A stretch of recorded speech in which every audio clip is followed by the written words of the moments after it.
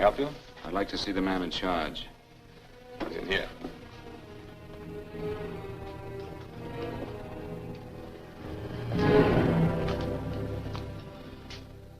I want to report a murder. Sit down.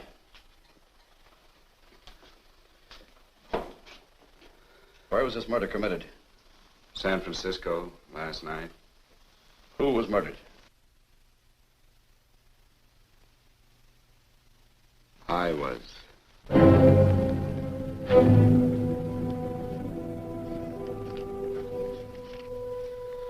Well, do you want to hear me out or don't you, Captain? I don't have very much time. Your name Bigelow? Frank Bigelow? That's right. Answer the San Francisco APB. Send it direct to Inspector Bannon at Homicide. Tell him we found Frank Bigelow. Go ahead, Mr. Bigelow. Well, this involves some other people, Captain. A number of other people. You tell it any way you like. I live in a little town called Banning out on the desert. It's on the way to Palm Springs. I have a small business there. Paula? Yes, Mr. Bigelow. Get me a copy of Miss Hollis's 48 tax return, will you? Oh, you better get the 47, too. Yes, Mr. Bigelow. I don't think we took any depreciation on that new equipment last year. No, we didn't. I remember you said we could include it all this year. Sure we can. Hey, Frank. Yeah, well. Peterson says he wants a financial statement before he can give me my loan. Hello, Kitty. I will. Well, I'm leaving for San Francisco today, but I'll be back in about a week. I'll take care of it for you then. Sure is a scorcher, isn't it? Well, I've seen him worse.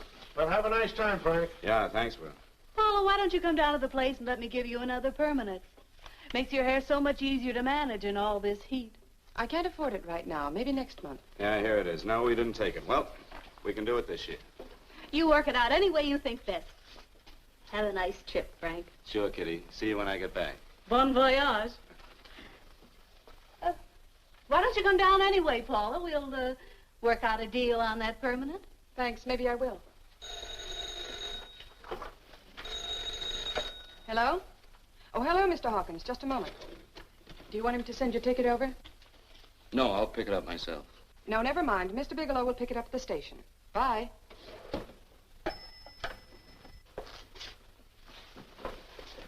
I want to go with you, Frank.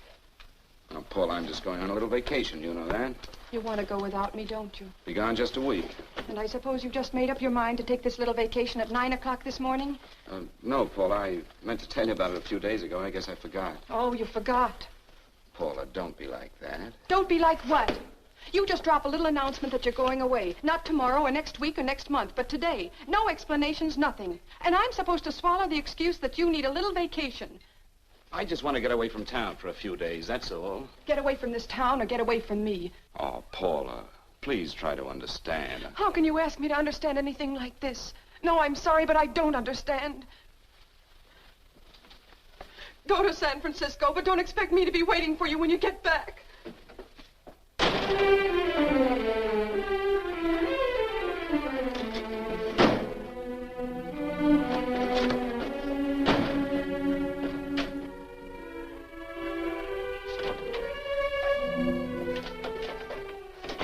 Paula, please, Paula.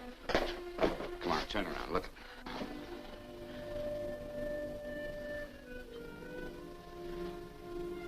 Come here. Why do you do this to me, Frank? Why can't you be honest with me? As honest as I am with you? Do you have to go? I have to go, Paula. I know what I'm doing. All right, go. Go anywhere you like. You can go to blazes for all I care. Paula. Paula. Yes, I know I'm being foolish. Come here.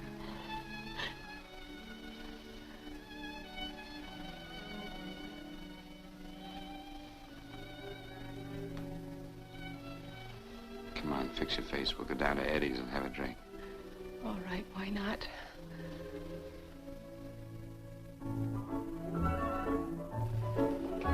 Hi, Paula. Hi, Eddie. Give us a couple of cold beers, will you? Coming up. Hi. Come on.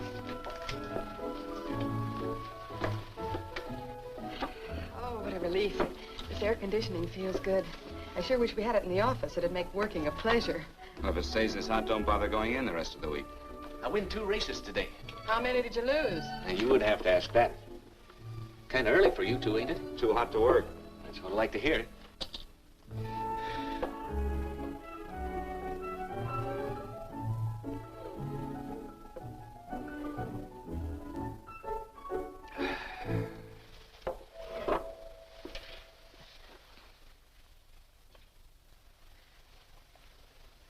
Frank, you'll take me with you, won't you? You will, won't you? Or am I crowding you? What do you mean, crowding me? Maybe you do need this week away alone. Maybe we both do. I know what's going on inside of you, Frank. You're just like any other man, only a little more so. You have a feeling of being trapped, hemmed in, and you don't know whether or not you like it. Look, Paula, I'm going to be honest with you. I care too much for you not to be honest with you. I'm as much concerned for your happiness as I am for my own. I know you've had one bad experience, Frank. I know all about it. But you don't know what it can do to two people, Paula. And the woman always gets hurt more than the man. I don't want you to get hurt, darling. More than anything in the world, I don't want you to get hurt.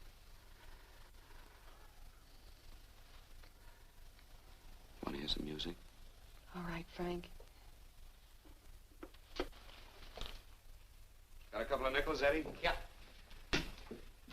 This won't bother you, will it? No, the next result doesn't come in for half an hour.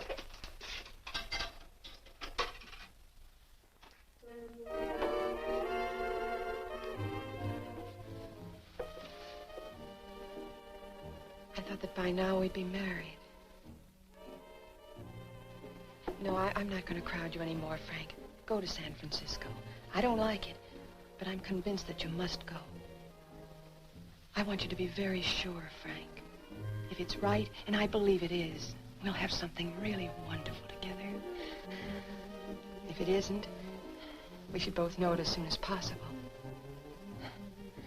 So you see, even if I could stop you, I wouldn't do it now.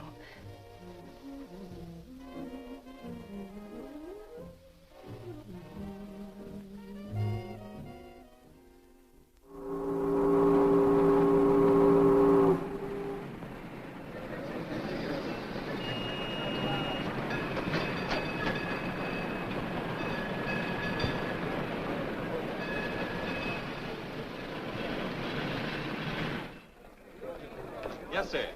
My name is Bigelow. I have a reservation. Yes, sir.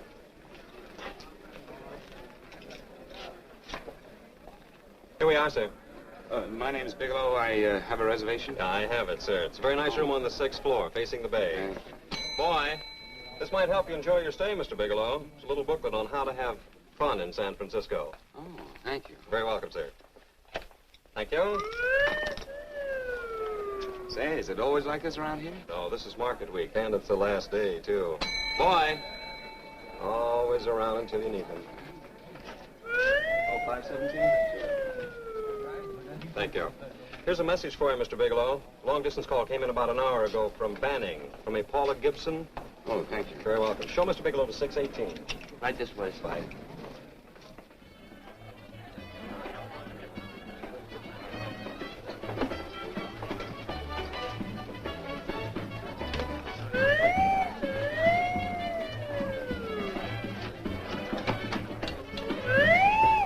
Right this way, Mr. Bigelow.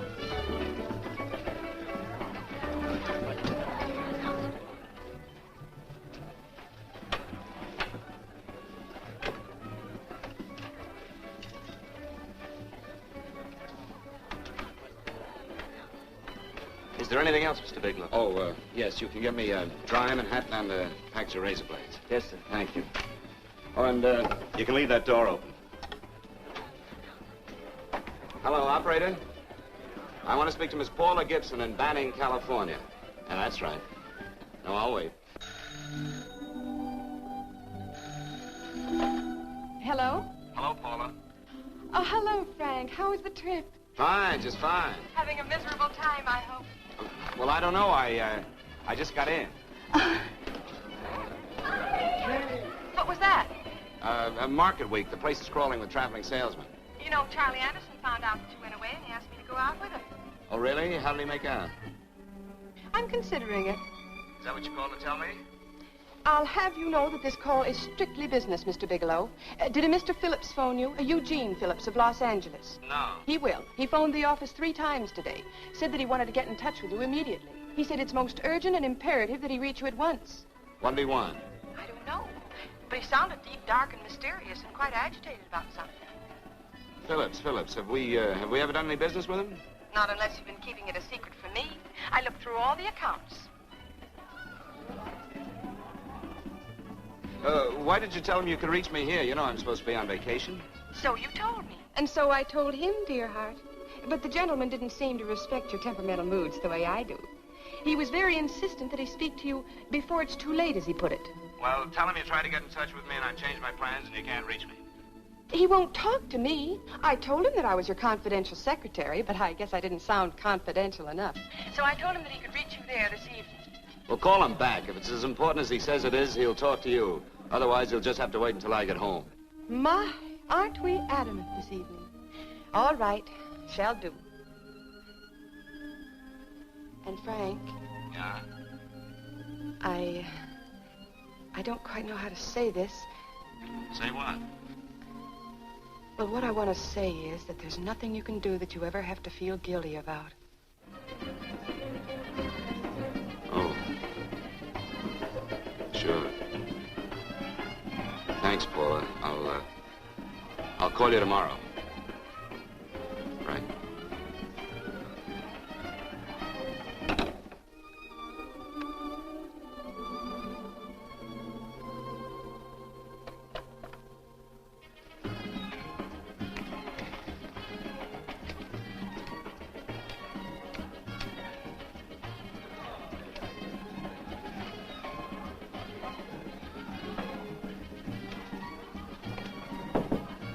Oh, just put it there, please. You can keep the change. Thanks very much.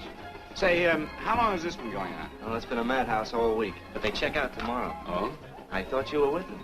No, I'm just here on a vacation. Why does everybody come to San Francisco and tear loose? Excuse me. Say, I'm awfully sorry to bother you, but would you mind if I use your telephone? No, go right ahead. I'm just across the hall here. One of the boys is using my phone, and he's been on it for a half hour. I just want to call downstairs. Yeah, sure. Thank you. Room service, please. Hey, things really picked up the last few days, didn't they?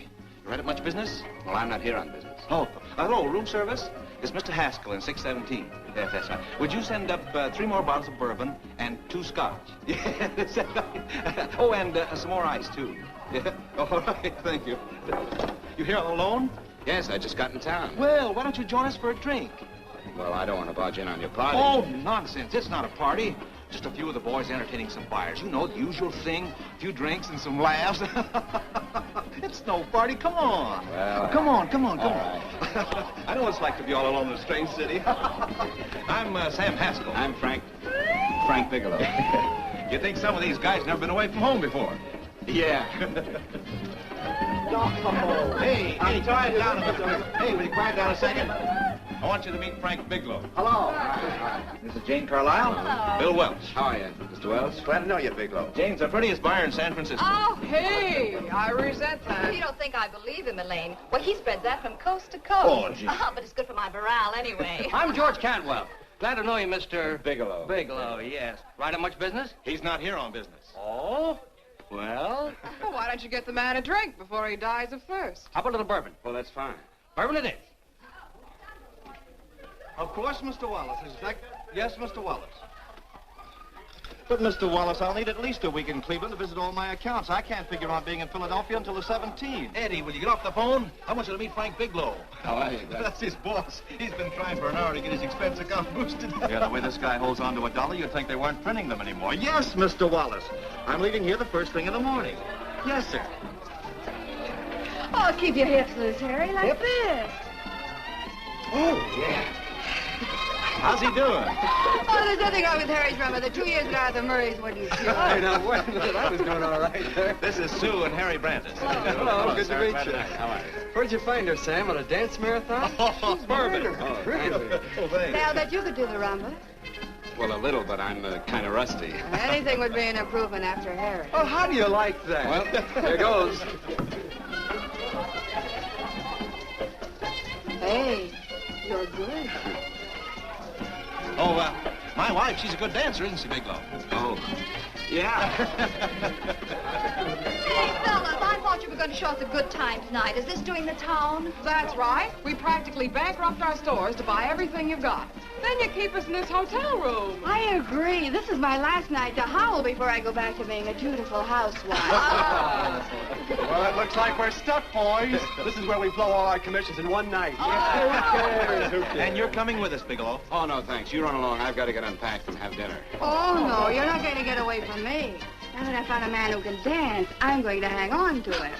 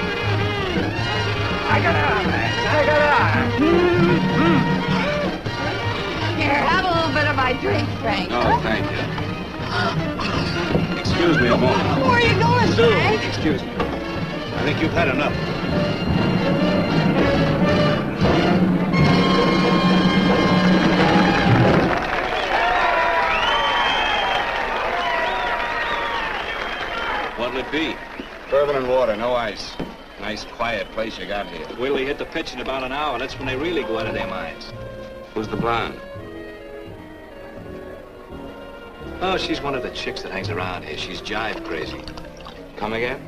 Oh, you ain't hip, pal. Jive crazy means that she goes for this stuff. Just between you and me, I don't get it either, but I gotta listen to it. They're all connoisseurs, music lovers. Me, I like Guy Lombardo. What's the matter with him? Oh, he's flipped. The music's driving him crazy. Come down, Jack. Oh, don't buy me, man. I'm being light. Is the blonde alone? Oh, sure, society. She always comes in alone. Drives a big convertible, wears a mink coat, but knows everybody. But she always comes in alone. Thank you. I wanted to kiss you. I tried to. Give me another blast, Leo. What's your story, Jeannie? Easy.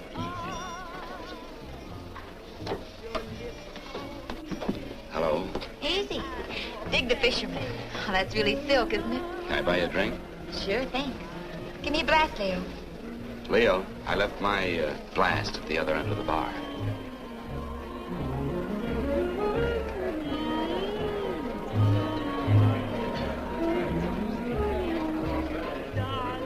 My name is Jeannie. What's yours? Frank? I've never seen you here before, Frank. Well, I've never been here.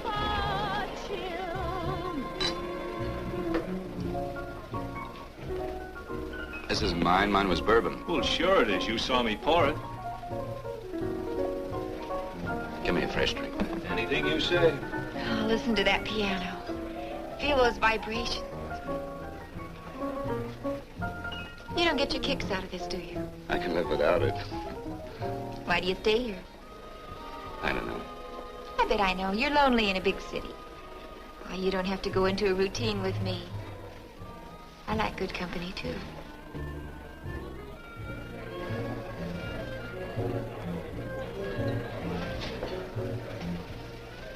Say, there's some people there I want to avoid. Couldn't we get out of here? Let me think about it. Oh, come on. How about going somewhere else? Huh? Why don't you meet me later? Okay. Where? I tried to forget you, but you whispered, darling, I love. Call me at that number later. It's my next stop. They've got a band there that'll really send you. See you, Jeannie. Easy.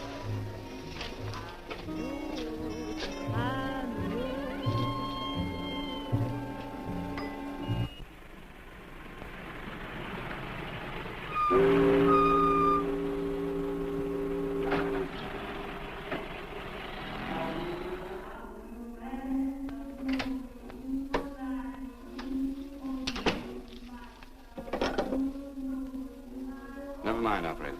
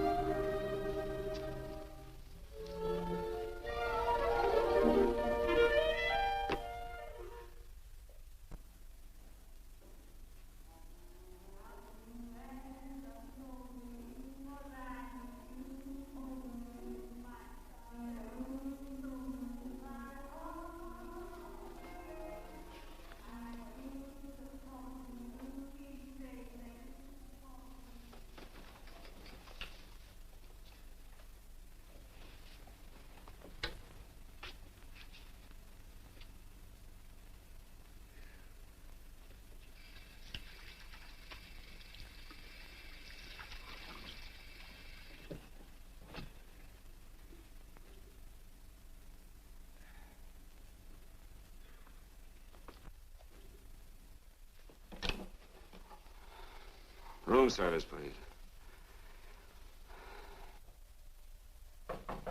Come in.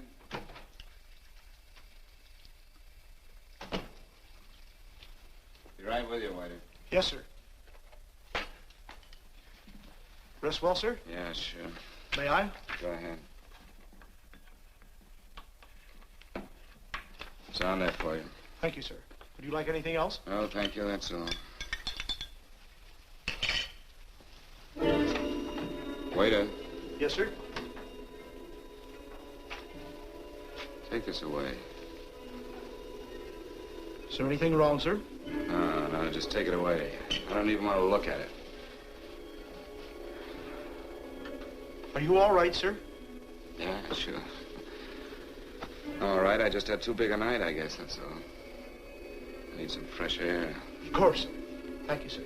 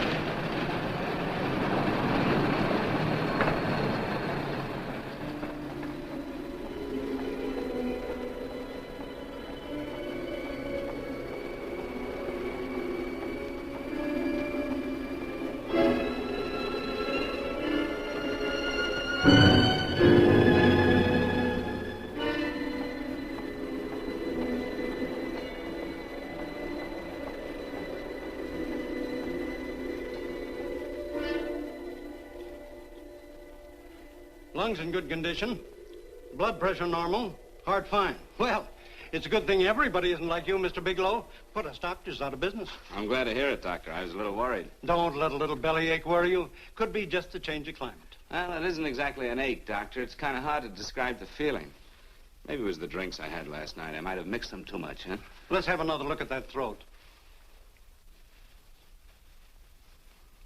You may finish dressing now, Mr. Bigelow. I want to get the results of those tests we took. Thank you, Doctor.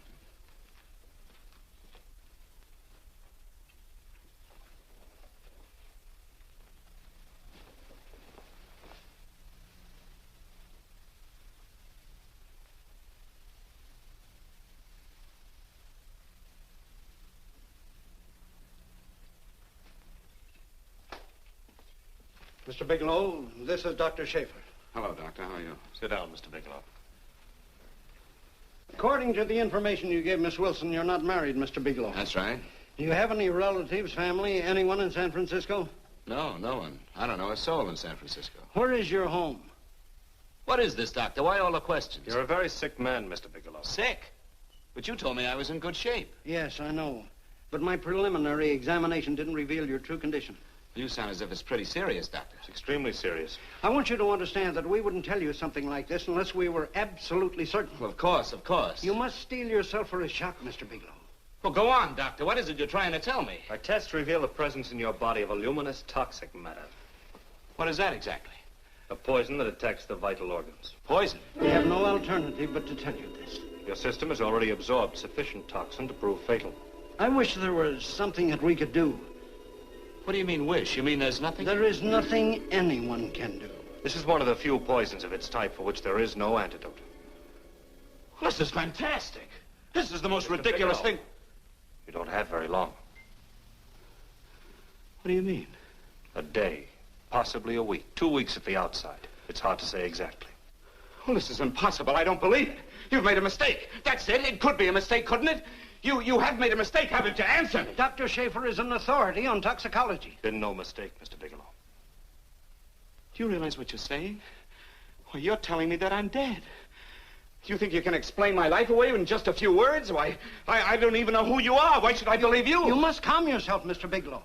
We want to offer you every assistance that we... Assistance? Who wants your assistance? Who wants anything from you? You're nothing but a couple of phonies. Why, I think you're crazy. That's it. You're crazy. The both of you. You're crazy.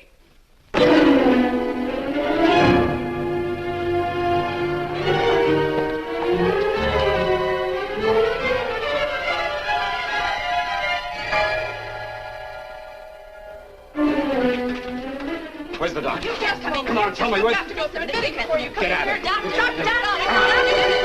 What's the trouble here? What's the matter with you? Doctor, I want you to examine me for luminous poison. Come right in here.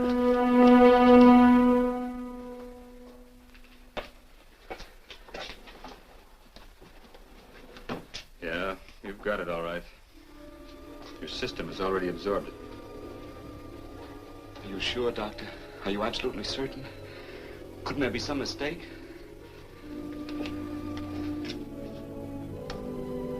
There it is. The toxin is actually luminous in the dark. Now there's no doubt about it, Bigelow. I don't feel sick. My stomach is just a little bit upset. Maybe it's not as bad as you think, Doctor. That's characteristic. With the heavy jolts, you go suddenly in a matter of hours. But if the stuff is taken in a lesser degree, you last a while, and then...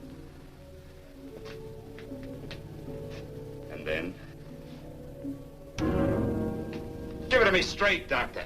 Well, a number of things are involved. The systemic condition of the individual, the amount consumed, exertion. Yes? You won't feel too badly for a while. Then it will happen suddenly. A day, 2 days, a week at the most.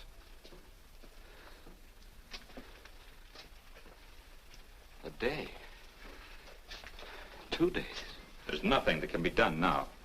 If it had been caught in time, your stomach could have been washed out. But you've had it in you for some time now.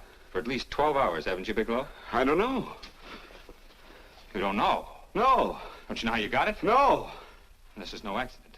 Somebody knew how to handle that stuff. That wax is tasteless and odorless. And the amount of alcohol in your body, you must have got it in liquor. I was drinking last night. I'll arrange for your admission to the hospital immediately. Of course, I'll have to notify the police. This is a case for homicide. Homicide? I don't think you fully understand, Bigelow. You've been murdered.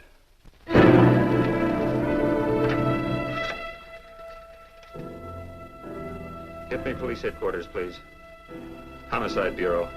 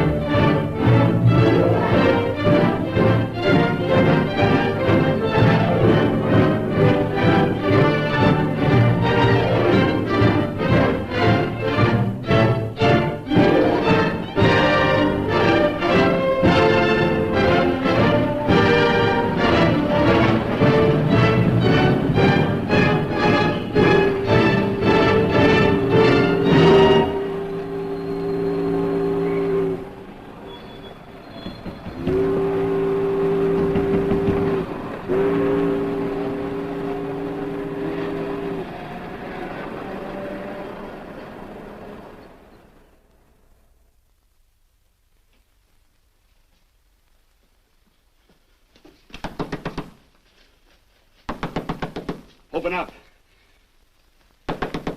Open this door, I tell you. Open it up or I'll break it down. Where are those men? Where are those men who were here last night? I don't know. There are no men here. Please go away. Don't lie to me. Where are they? Mister, this lady just checked in. Those men aren't here no longer. They checked out of the hotel early this morning. Checked out? Please go away. I'm sorry. I'm terribly sorry.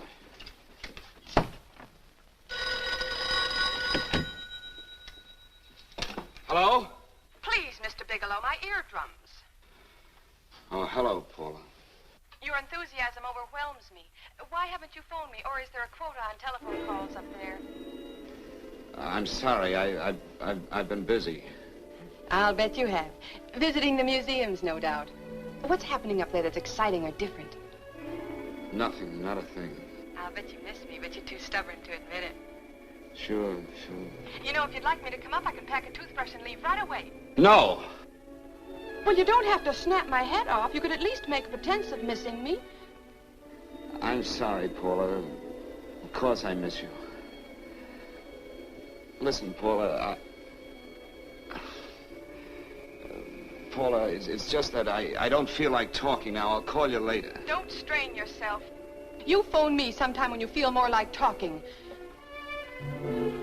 Oh, by the way, I called that Mr. Phillips back. Phillips? Yes, you know, the man that tried to reach you. Well, I'm afraid you'll never know why it was so important that he speak to you. His office said he died yesterday. Frank, are you there? Did you hear me? Died? When? Yesterday. So you won't have to bother your little head about him anymore. You can just go ahead and have fun. Paula, what did he die from? Do you know? I suppose he died from whatever people usually die from. Well, didn't they tell you? Don't you know? What are you getting so excited about? You said you didn't even know the man. Listen, where's his office located? What difference does it make? You can't talk to him now. I told you the man's dead. Paula, will you stop talking so much and tell me where his office is? All right. It's the Phillips Importing and Exporting Company, Bradbury Building, Los Angeles. Bradbury Building, Los Angeles. That's right. Say, this is really a switch. Listen, if you want to reach me, I'll be in Los Angeles. Are you out of your mind? I'm sorry, Paula. I've got to hurry. Wait a minute. Where in Los Angeles? The Allison Hotel. Goodbye, Paula.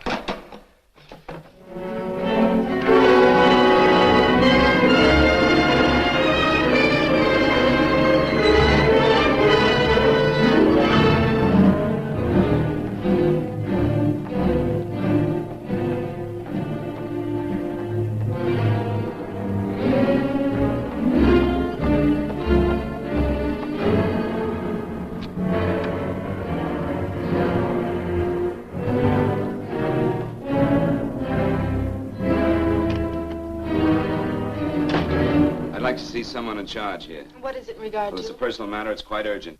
Perhaps Mr. Halliday can help you. Who's he? He's our controller. Your name, please? Bigelow. Mr. Bigelow to see you. Send him in. Go right in, please. That door.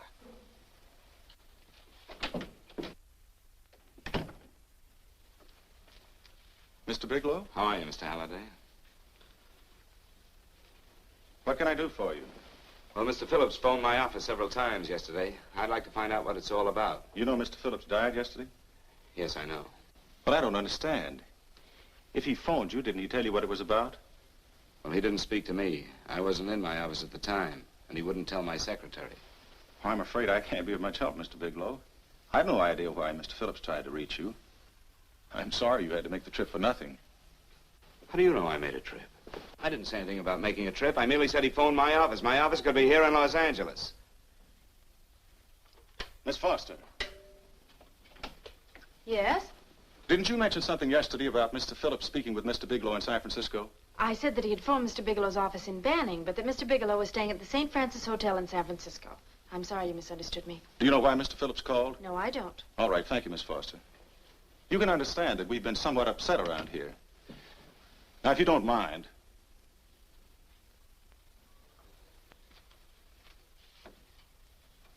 Did Mr. Phillips have a wife, family, anyone that could help me? you can't intrude on people at a time like this just to satisfy some curiosity. It isn't just curiosity. Then I suggest you wait a week or so. I can't wait. Well, I'm sorry you'll have to. Well, there's always a phone book. You're a pretty aggressive fellow, Bigelow. Are you quite sure that this is as important as you make it appear to be? It's important. Mrs. Phillips lives at the Sunset Arms Apartments. Thank you. I needn't tell you she's under a strain. I suppose you're capable of using a little more tact with her than you demonstrated with me. I think I can handle it. By the way, what was the cause of Mr. Phillips' death? Suicide. He leaped from the balcony of his apartment. Thank you.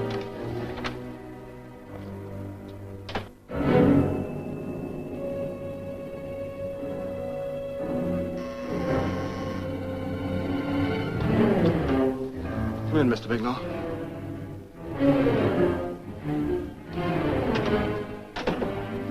I'm Stanley Phillips, Eugene's brother. Halliday phoned that you were coming.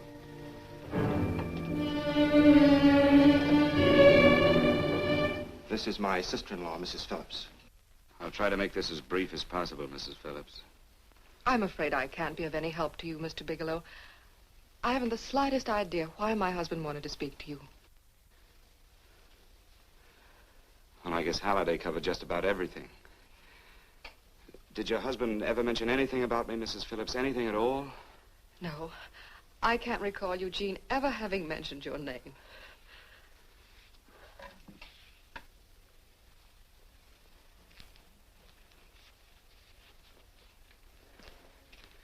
I hate to ask you this, Mrs. Phillips, but it's of vital importance to me.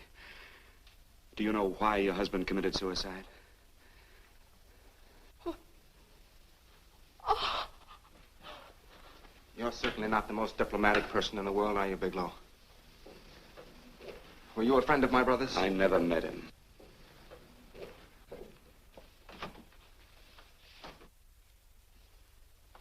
My brother was in a jam, a pretty bad jam. He was arrested 2 days ago. He sold some iridium to a dealer by the name of Majak. It's a very rare metal, very costly. Anyway, the iridium turned out to be stolen. He was released on bail yesterday, but he faced a pretty stiff prison term. And have committed suicide for less. Yes, I know. That's how the police feel about it. What puzzles me, though, is this crooked deal. Knowing Eugene, you wouldn't say he's the type of man to be mixed up in anything like that, now would you? I told you I never met him. That's right, so you did. Now, what's this all got to do with you, Bigelow? I don't know. Let's come clean with each other, Bigelow. Surely you must have some idea why my brother was so desperate to contact you? I have no idea. That's odd. Then how could it be of such vital importance to you? Well, you seem to know the answer to everything else. Maybe you know the answer to that one, too.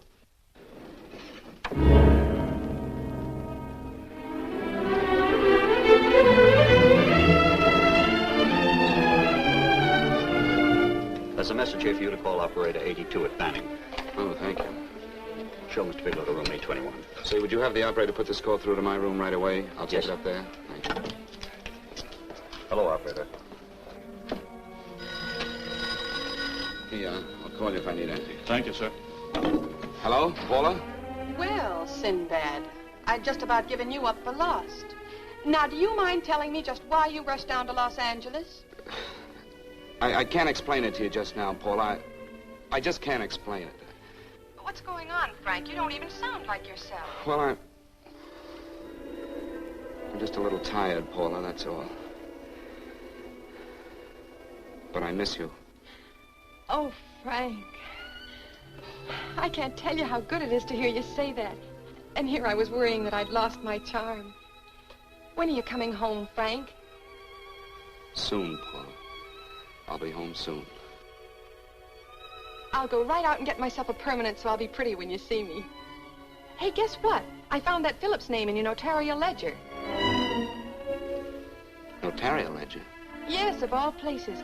I remember now I made the entry myself. You had notarized a paper one morning before I came to work. What kind of paper was it? A bill of sale for a George Reynolds made out to Eugene Phillips of Los Angeles. So you see, I was right. We hadn't done any business with Phillips, only indirectly. What was the bill of sale for? A shipment of iridium, whatever that is. Iridium? You mentioned at the time that this fellow Reynolds had made some kind of a deal in Palm Springs, and he stopped in your office early in the morning on his way north to have it notarized. Wait a minute. Wait a minute, George Reynolds. That was about 6 months ago, wasn't it? That's right, 6 months ago. Thanks, Paul. Oh, goodbye. Goodbye. Hello, operator. Get that number back for me.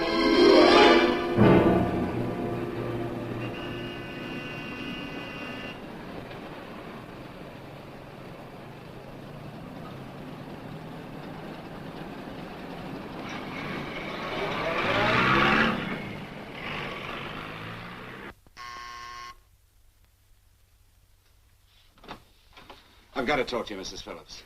Please, go away. I want to be left alone. But I found out why your husband wanted to see me. It was in connection with a bill of sale. Come in. Thank you. What do you know about a man named George Reynolds? George Reynolds? Yes. Why, that's the man my husband claimed sold him the iridium. And what did Reynolds claim? Reynolds disappeared. Yes? About 2 months ago, my husband grew suspicious that something was wrong. Since then, he tried in every way to locate Reynolds, but could find no trace of him. But I don't get it. Your husband could have proved he made a legitimate deal by showing the bill of sale he got from Reynolds. Then there was a bill of sale? Yes, of course there was. My husband swore there was, but at the time of his arrest, he couldn't find it. It was mysteriously missing. Well, then, if your husband could have shown proof, it would have been George Reynolds who would have faced the prison term.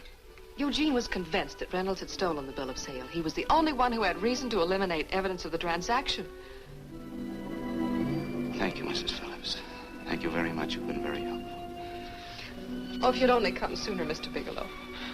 My husband might be alive today. I know.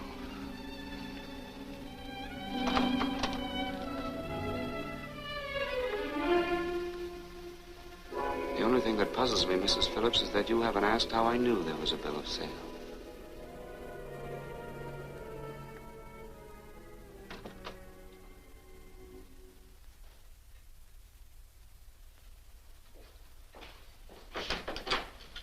Mr. Holliday isn't in. He should be back shortly. I think you're the one who can help me, Miss Foster. Mr. Phillips tried to reach someone else before he called me yesterday, didn't he? Why don't you ask Mr. Holliday? Obviously, Mr. Holliday wasn't here yesterday, or he wouldn't have had to learn from you that Phillips called me. And you're the logical person to know who else Phillips called. I don't believe that's any of your business, Mr. Bigelow. Don't think you're revealing anything confidential, Miss Foster. I know that he tried to reach somebody else. Mrs. Phillips told me. You're bluffing, Mr. Bigelow. I don't know what you're after, but you're trying to trick me. Mrs. Phillips didn't tell you a thing. How do you know that? Mrs. Phillips knows nothing about it. She doesn't. Well, why wouldn't she? Wait a minute. I was talking about George Reynolds. Who did you think I meant? Just who is it that Mrs. Phillips doesn't know I about? told you before, that's none of your business. All right, young lady, I'm going to give it to you straight. Phillips was murdered. Murdered? I don't believe you. He called me because he needed me to clear him. Phillips was innocent. Innocent men don't have to jump out of windows. Murdered? Just who are you trying to protect, Miss Foster? Why are you so afraid to tell the truth? I'm not protecting anybody. I haven't any more to say. All right, young, listen to me. This thing is going to explode wide open. If you've got nothing to hide, you better start talking. Or maybe you are mixed up. No! Well, then, come on. Mr. Phillips called Marla Rakubian. He went to see her yesterday morning. Who's Marla Rakubian? She's a model. She and Mr. Phillips used to be quite friendly, but he hadn't been seeing her for quite some time. Come on. The last couple of months, he'd been trying to locate her and finally learn where she lived yesterday morning. When he returned from seeing her, he was terribly upset and excited. That's when he had me put in the calls for you. When he couldn't reach you, he went home. The last time I saw him alive. Give me Marla Rakubian's address. I don't think Mr. Phillips realized I was aware of his friendship with Marla Rakubian, and out of respect for him, I never intended to tell anybody. I had no idea that she had anything to do with the trouble he was in. I admire your discretion, Miss Foster. You know, you must be pretty friendly with Stanley, Miss Foster. He knew how desperately his brother tried to reach me yesterday, and he wasn't even here at the time. And now you seem to know all about what happened in Mrs. Phillips' apartment.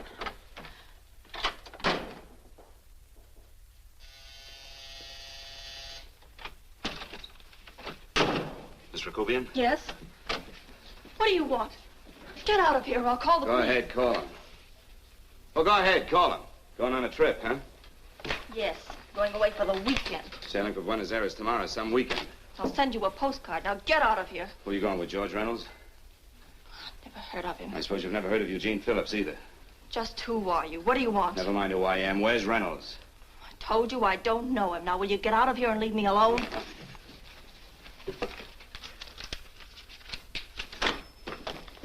So you never heard of George Reynolds, huh? And don't try to tell me that this isn't him because I've seen him. If you think you can scare me, you're crazy. Look, I know that Phillips came here yesterday. And right after he left, he was pushed out of a 6-story window. Pushed? Phillips committed suicide. Your playmate Reynolds murdered Phillips. Then he went up to San Francisco to get me. Because I knew about a certain bill of sale. I don't know what you're talking about. You're in this right up to your pretty little neck. I'm not mixed up in anything. Get your hands up. Drop that picture on the couch. Turn around. Don't get any ideas because I'm not afraid to use this. Give me your wallet.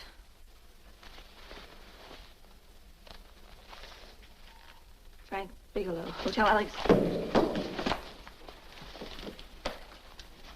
All right, now where's Reynolds? I don't know. I don't know where he is. Is that what you told Phillips yesterday? I told him exactly what I'm telling you. I haven't heard from him in months. Yeah? You're mighty careful of the picture of a man you haven't heard from in months. What does the Ray stand for? It was a pet name. Do you mind? Oh, it sounds very cozy, Miss Rakubian. You and Reynolds call each other pet names while you make a sucker out of Phillips. Phillips made the deal because he wanted it. Yeah? I'll bet you weren't above using what it takes to help make him want it. Who's paying for this trip? I am. Really? A first-class trip to Buenos Aires on a model salary. Don't make me laugh. Since you and Reynolds aren't seeing each other anymore, you don't mind if I keep this, do you? If I were a man, I'd punch your dirty face in. You know, I really believe you would. Oh, I almost forgot. Your tickets. Don't be surprised if I'm there to see you off.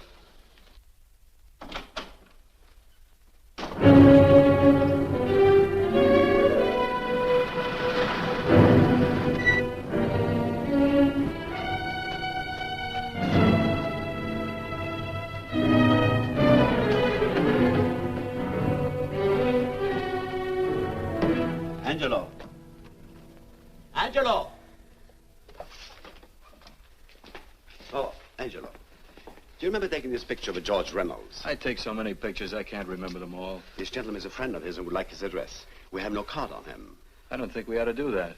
He's willing to pay $20 for it. That's the paper we used last year.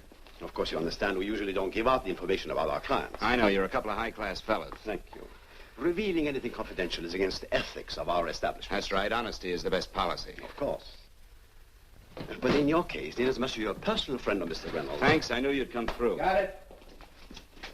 Here it is. We don't have his address. He must have called for the picture. But he couldn't have been a very good friend of yours, mister, because his name is not George Reynolds. It isn't? Well, what is it? It's a... Huh? Oh. Here. It's Raymond Rakubian. Rakubian?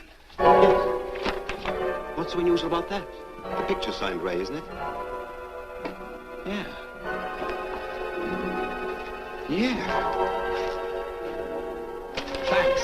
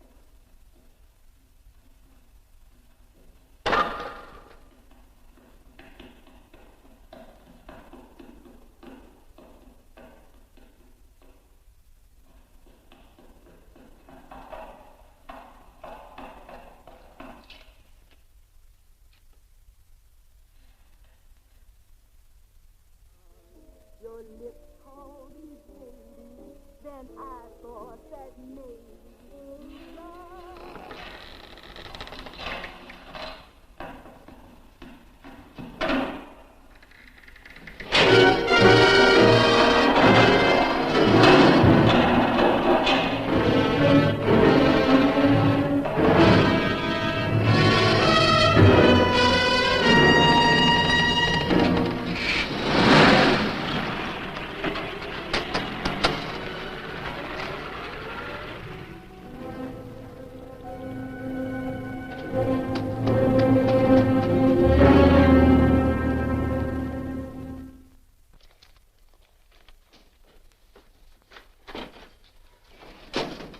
Bigelow, are you all right? Can I get you anything? No, thanks. Do you know this man? No. No, I don't think so. Are you sure you've never seen him? I'm quite sure. Does the name Raymond Rakubian mean anything to you? No, I never heard of him. Why? He also uses the name George Reynolds. This is Reynolds? That's right. Well, where can we find him? That's what I want to know. Tell me something, Halliday. You're the controller here. How come you didn't know about that bill of sale? Phillips made that deal before I came to work here. Yeah, but you still keep records, don't you? For some reason, which is none of my business, Phillips preferred to keep that among his personal papers. Now, does that answer your question? You came in here today asking for some information that you needed, and I tried to be as cooperative as I could. But now you're beginning to annoy me. So get out before I throw you out.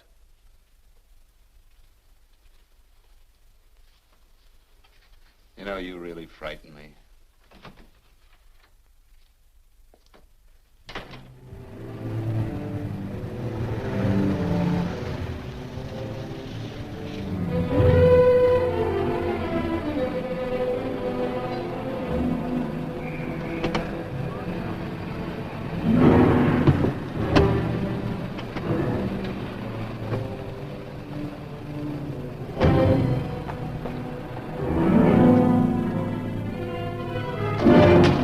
About time you showed up, Bigelow.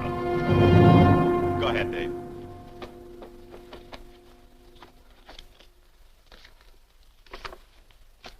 Real cute, ain't you, Bigelow? Just real cute. Paula didn't lose much time getting a hold of you guys, did she? Shut up. Let's go, Bigelow. Look at him. He can't take it. Soft in the back. You do that again and I'll kick your face. Lay off, Chester. Cut it out. Shut up! Who asked you? Better let him answer. The clerk might know he's in. Go ahead, Bigelow.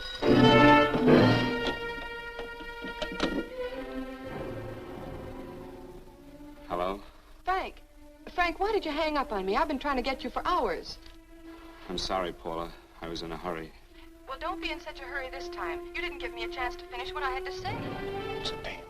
I wanted to tell you that McGowan was in hollering his head off because you didn't go over the books. Tell McGowan to get another auditor. Sure. Sure, I'll just do that little thing and lose the best paying account we've got. Do as I tell you, Paula. Frank, are you drunk? Paula, how much we got in the bank? About $2,200. Draw it out tomorrow. Sure. Then what do? Skip town without paying our bills? Forget the bills. You know that coat you always wanted? Buy it. You are drunk. You know, if I didn't have such a good character, I'd be tempted to take advantage of your intoxicated state, Mr. Bigelow. I'm not drunk, Paula. Well, then don't tell me that one day away from me can affect you this way. Cut it short. Paula, Yes? I'm sorry I left you. I never realized how much I love you. But I know it now. Oh, Frank, darling, I love you too so very much. Please come home. I miss you terribly. I said cut it short. I'd just love to let you have it, Bigelow. Let's go, Chester. This guy's kept us waiting long enough now. Walk in front of me, Bigelow. And keep your mouth shut. If you so much as look cross-eyed at anybody, I'll blow the back of your skull out.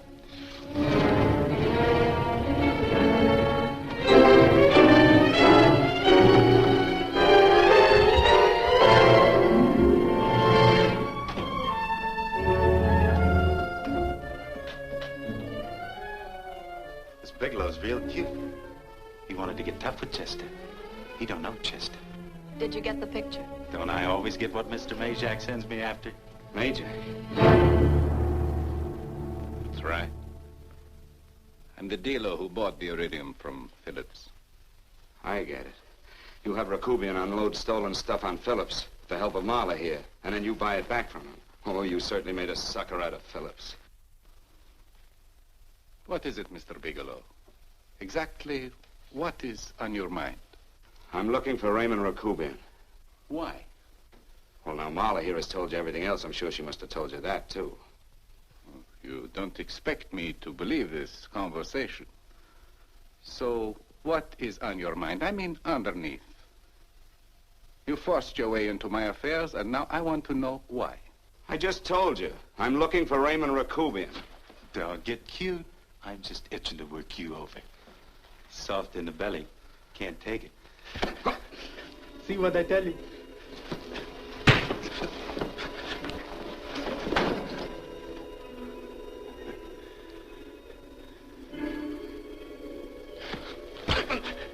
Can't do that to Chester.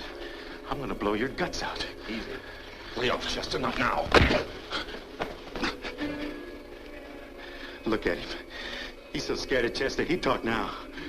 He's not afraid, Chester. You can tell from a man's eyes when he is afraid. Look at his eyes.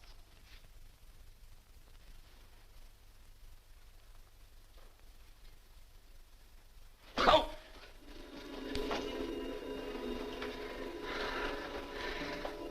I'm telling you, Majak, you better keep him away from me or he's really going to have to use that gun.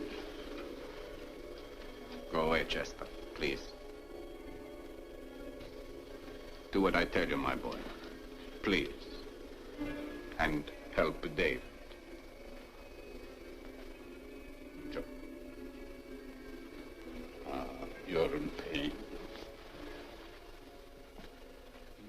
unfortunate boy.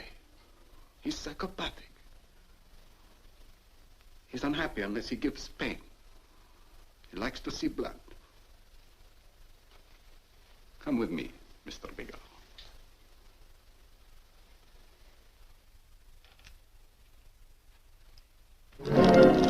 Raymond Rakubian was my nephew. He could not possibly have tried to kill you. He's been dead 5 months.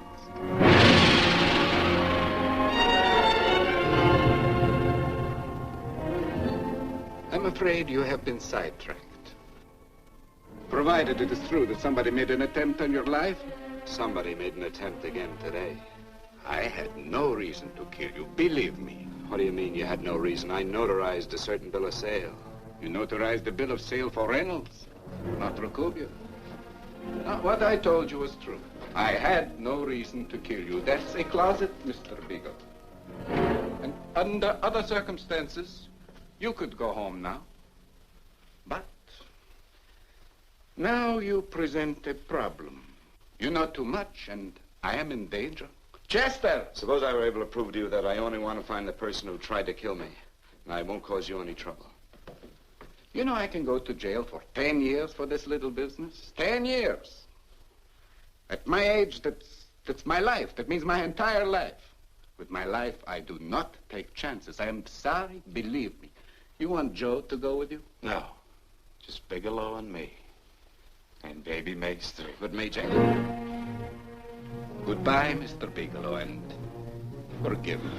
Let's go, Bigelow. I guess you won't be there to see me off.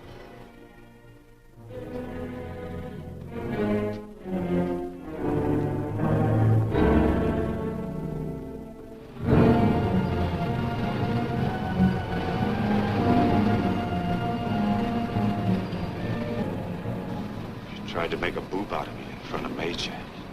You shouldn't have done that, Bigelow. I don't like that.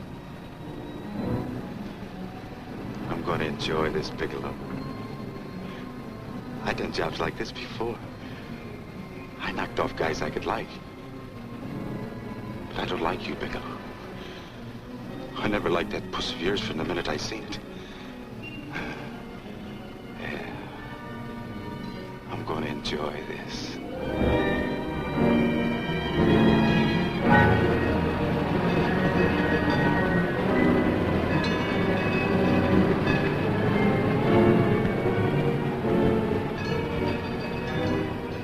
Scared yet, are you, Bigelow? But you'll be scared. Good and scared.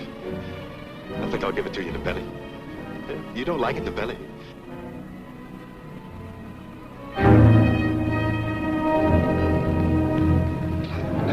Good. Try it.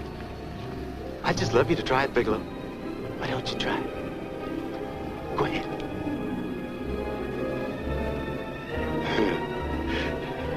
Didn't have the nerve, did you, Bigelow? Yeah. I think I'll give it to you right in the belly.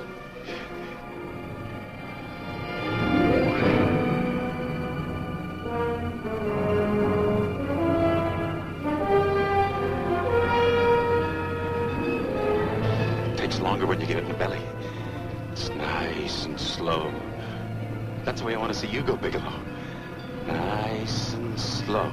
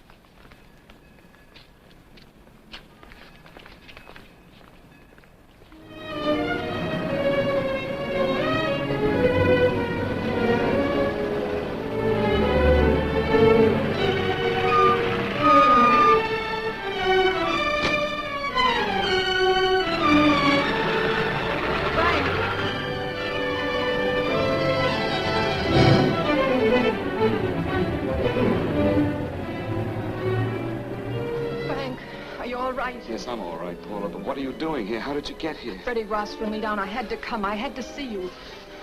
You shouldn't have come, Paula. You shouldn't have. What is it, Frank? You're in some kind of trouble. I know it. Look at you. You're a sight. Your clothes look as if you've slept in them. Are you ill? You are. You're feverish. I'm all right, Paula, and I'm not in any trouble, believe me. You're lying, Frank. Right after I spoke to you, I got a phone call from the San Francisco police. They asked if I knew where you were. You didn't tell them anything, did you? Of course not. It was the homicide detective that called. What is it, Frank? If you're in any kind of trouble, you certainly can trust me. Look, I'm not in any trouble with the police, Paula, believe me. But you can't stay here. You've got to go back to Banning right away. No, I won't go, Frank. I won't. I'm staying here with you. Paula, it's better that you go back, believe me. Why? What's this all about?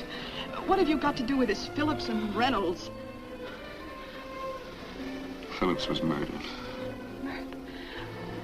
What could that possibly have to do with you? All you did was notarize a paper. You've notarized hundreds of papers. I know. All I did was notarize one little paper out of hundreds.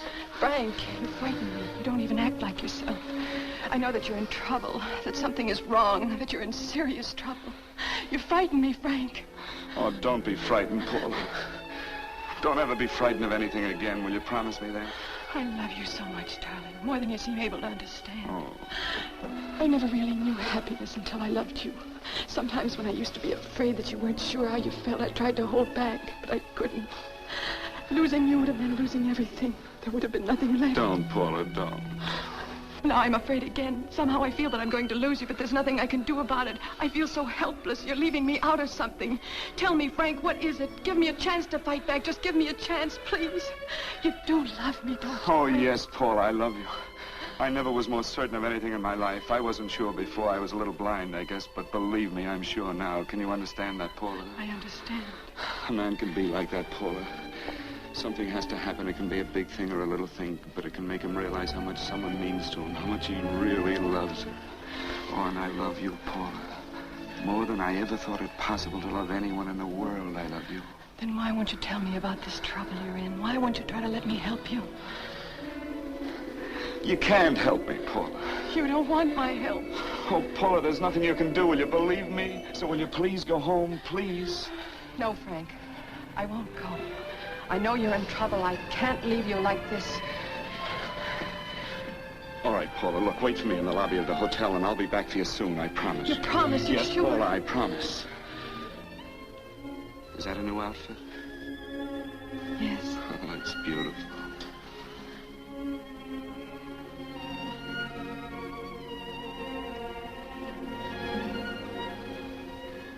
You'll come back to me, won't you, Frank? Yes, Paula, I'll come back, I promise. Please hurry, darling. Oh, I love you. I love you, Paula.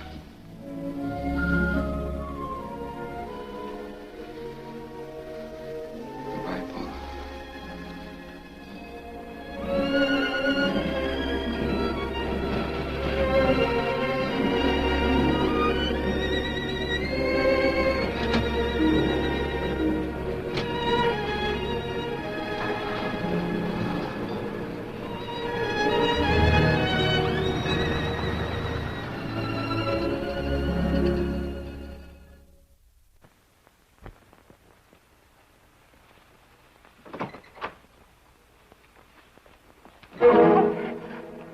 Stanley here?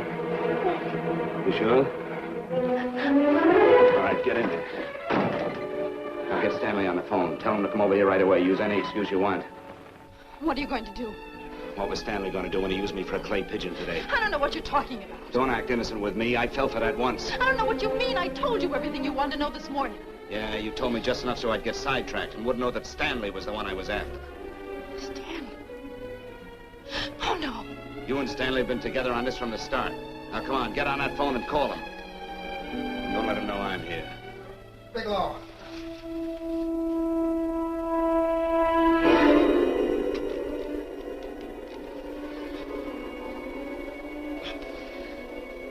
You've been sidetracked, all right. But it was the poor bereaved little widow who did it. Miss Foster found this letter this afternoon. It's in my brother's desk at the office. It's postmarked 2 years ago. It isn't exactly the kind of a letter that a married woman gets from a casual friend. I'm sure my brother wasn't aware that they were so well acquainted when he hired Halliday. felt right since dinner. Where did he have dinner? At Mrs. Phillips' apartment. Halliday was there, too, and Stanley confronted them with that letter. Did you have anything to drink? Yes, why? How long ago? Half an hour ago, just before I came here. Miss Foster, get on the phone, call the emergency hospital. Have them get an ambulance over here right away. What? Tell them to prepare a stomach wash for luminous poisoning. Luminous poisoning? Go on, do what I tell you. You may still have a chance to save his life. But Go on!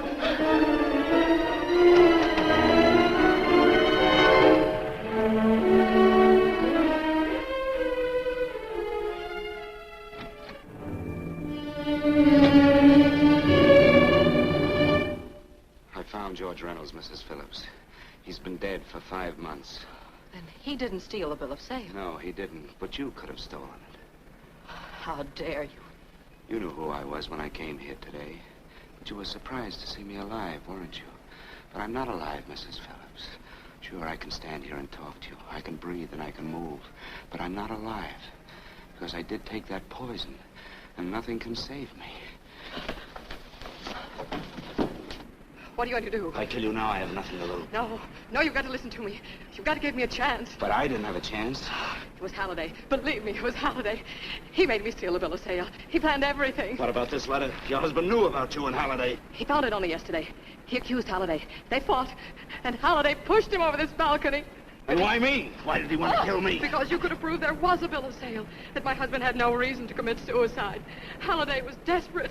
After he killed my husband, he found out about the phone calls to you. He thought you spoke to him, that you knew enough to involve him.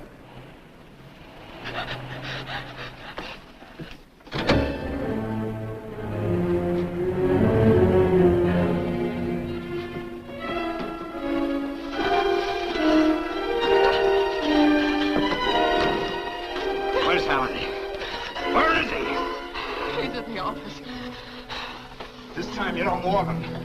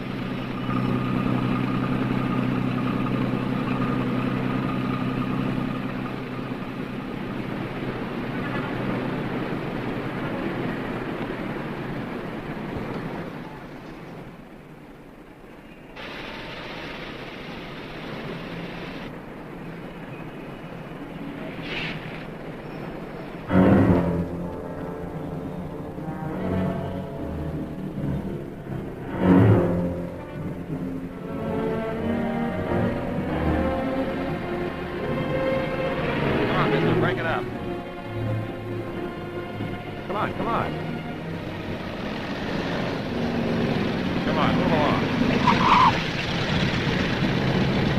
Come on, let's break it up. Move along now. Let's get going. Come on.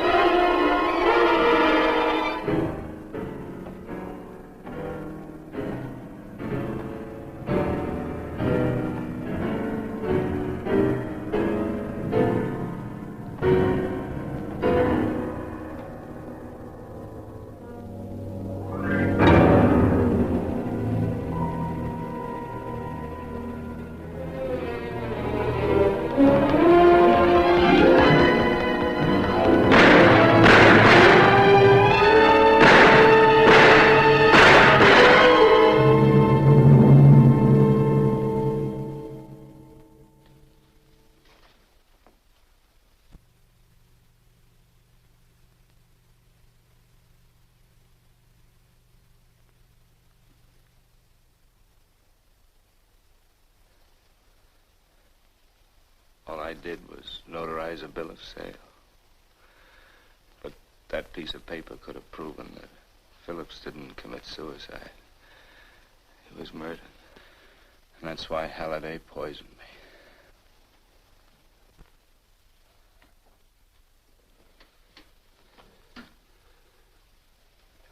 Would you?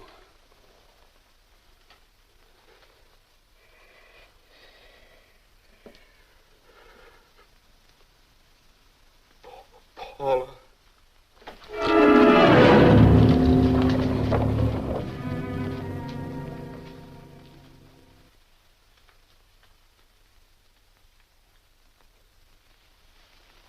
Call the morgue.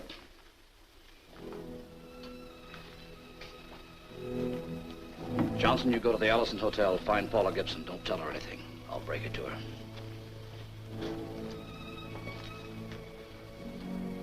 How shall I make out the report on him, Captain? Better make it dead on arrival.